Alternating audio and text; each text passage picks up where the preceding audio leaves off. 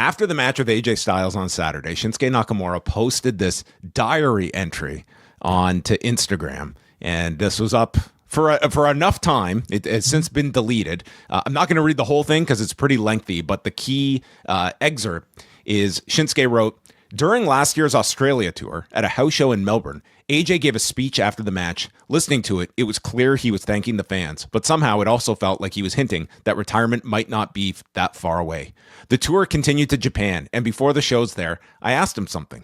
We were in a van on the way to the meet and greet. I asked him, 'When are you going to retire?' He answered, 'The Royal Rumble. I've already decided. Don't tell anyone.'" And Shinsuke just posted this entire thing. So, I mean, this brought about many thoughts to me. Number one is, how much programming is Shinsuke Nakamura like keeping up with? Like, did he believe like this retirement match on Sunday is billed as his last match and that he wasn't letting any cat out of the bag here? I mean, it was very clear. Well, he was in a segment on Friday, like directly I referencing know. The graphic literally says if AJ loses, he retires. It was like, how? Like, it's one thing to just the verbiage of his dialogue in that scene as he challenged AJ to the match was like essentially like referencing what do you think? What are you thinking about putting everything on the line here? like this is one where it's like, how did you make this such a mistake? This was since deleted. Of course, we have to bring up the suggestion that this was intentional. Yeah, I'm not buying into that one. Well, it's still a possibility. It's pro wrestling, of course it is. So their idea was to have this lengthy diary post that would give away the finish to give everyone the false sense that this is. Has AJ's. it not drawn up more interest for this match? With people actually thinking it could be his last match. I already thought there was a lot of interest in this match. To be There's quite even honest. more now as a result of this. Well, maybe. I don't think that's the case. But hey, maybe It's possible. Anything technically is possible. Do you have a thought one way or the other of how this match is going on Saturday? So I mean, again, let's say this was unintentional. So even before that, like there were reports that said AJ's contract would be due February, right? February 2026. So that is the expectation anyway.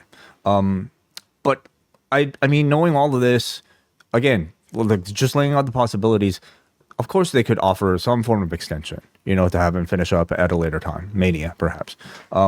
Anything's possible. Anything's still on the table. But I'm looking towards Saturday as being his last match. Yeah, that's my feeling. I'm kind of the same. For a variety of reasons. But that said, I mean, they don't have to be locked to any finish. I think that, this last week, like to me, this match feels like the main event of the Royal Rumble. After seeing tonight's show, that match feels bigger than the Rumble matches. It feels bigger than Drew and Sami Zayn. Like that to me feels like the big match on Saturday. And I think that it's because a lot of people believe like this will...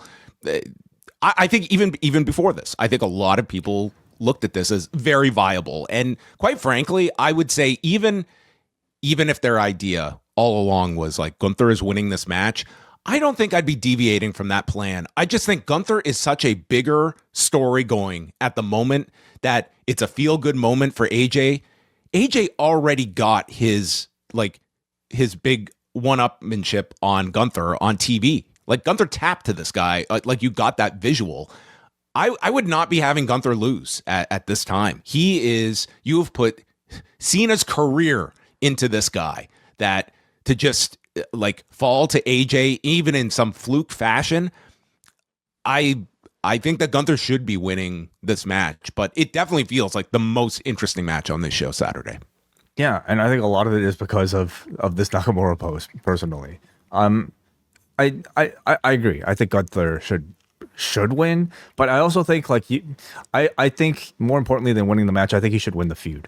At this point, he's already tapped to AJ. You've already given people that visual, so the legitimacy of Gunther is already somewhat defeated, and he's shown that he's not necessarily the type of heel who wins necessarily through legitimacy. He gets his hand raised at the end, and that's still a way that protects his credibility. If he ends up being the person to retire AJ at some point, then you still run with that gimmick perfectly fine, right? But to me, I am looking towards Saturday being his last match.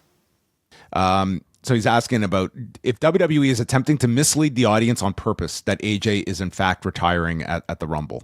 There have been multiple indications that this will be his last match, shoehorned last-minute dream matchups, not acknowledging he wants to retire, then trying to retcon he wants a retirement tour, and of course the whole Nakamura thing. When you put it all together, it comes across as incompetence from WWE, and obviously I wouldn't argue incompetence by WWE. Like they're booking the show as though this guy's career is at stake in this match that they've promoted, and thus they are treating it like this is the last chance that we have to do these matches. I don't think it makes WWE look incompetent in what they're doing here. And it's obvious he's going to... Shinsuke Nakamura look incompetent. It makes Shinsuke Nakamura look incompetent. Which, not to mention, the teasing a TNA World title match, the very distinct retire from WWE wording was used in his promo tonight, can even make skeptics think he will leave WWE and have one last run in TNA. Oh, yeah. Exactly. Yes. He's going to retire from WWE to spend the rest of the year on AMC. That would be like Gunther wins and he gets control of AJ's contract for his last year and he vanishes him to AMC.